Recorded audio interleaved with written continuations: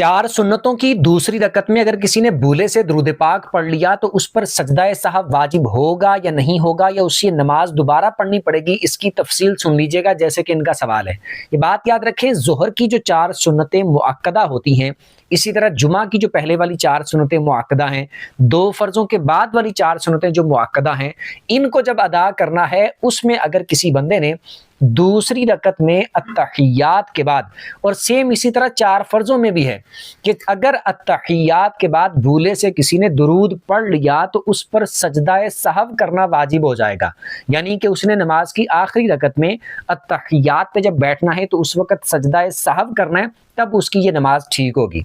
और अगर मिसाल के तौर पर कोई बंदा सुन्नतें गैर मुअक्कदा पढ़ रहा है, जैसे असर से पहले वाली चार सुन्नतें और इशा से पहले वाली चार सुन्नतें, उसमें अगर किसी ने दुरूद पाक पढ़ लिया तो वो अच्छी बात है, पढ़ सकते हैं, दुरूद पाक भी पढ़ लें, दुआ भी पढ़ लें, बस सलाम नहीं फेरना, फिर उसके बाद तीसरी रकत के लिए खड़े होना है। लेकिन सुन्नतें मुअक्कदा में और इसी तरह वित्रों में और इसी तरह जो चार फर्ज होते हैं उसमें अगर दूसरी रकत में अत्तहियात के बाद दुरूद पढ़ लिया तो फिर सजदा सहव करना पड़ेगा।